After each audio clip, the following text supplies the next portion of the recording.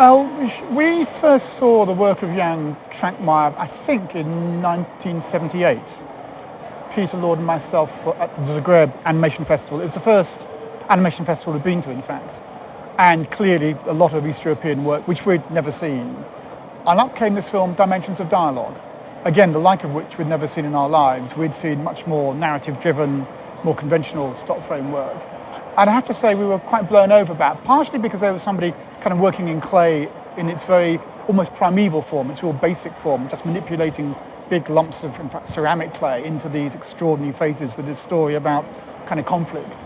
And partially, I think, just the spirit of the work, the way he will pursue an idea and push hard on, even though it might cut against the grain of conventional filmmaking, conventional ideas.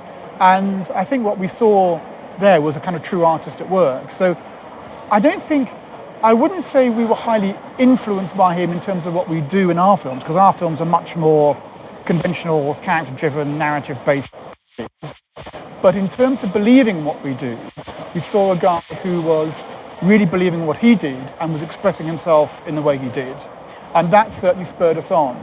And of course, when we met the brothers Quay some years later, they were very, in a way, impressive and highly influenced by the work he did, I think.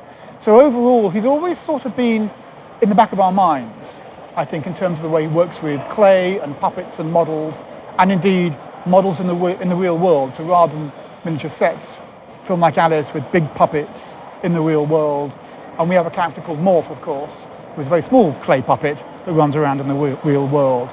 So that sense of sort of make-believe, and indeed that sense of kind of modern fairy tales, I think his strength in telling those stories certainly influenced us in terms of our belief in our telling our own sorts of stories.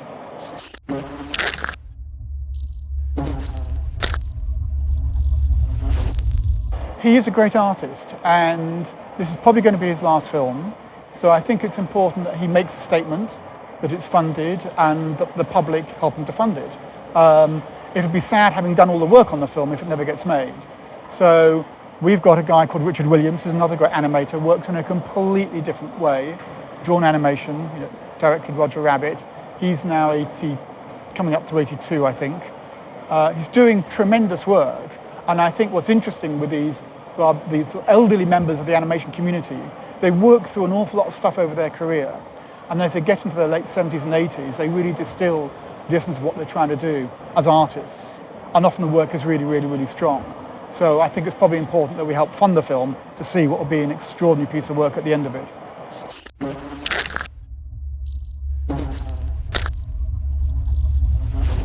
Well, I say our first contact was back in 1978 at the Zagreb Animation Festival, and seeing Dimensions of Dialogue was very impactful.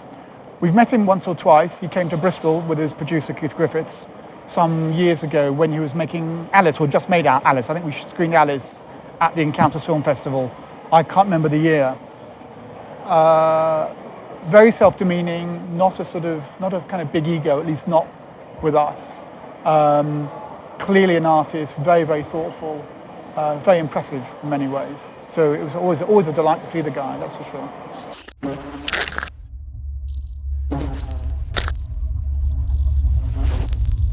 Yeah, I think the impact that Jan had on our work, it wasn't a direct influence. I think it was giving us the belief that there are films that you can make in these rather obscure, almost anachronistic techniques, stop frame, clay, everyday household objects. Everybody's rushing towards computer animation, CGI, Flash and all that kind of stuff, and yet there are wonderful films you can make with stuff, almost stuff that's lying around the house, and telling great stories in a simpler, more hands-on, more tangible technologies. I think that definitely inspired us. And I think the strength of his stories, the strength of his sort of artistic endeavour inspired us to pursue our own artistic endeavours in a similar sort of way, although the films we make are very, very different.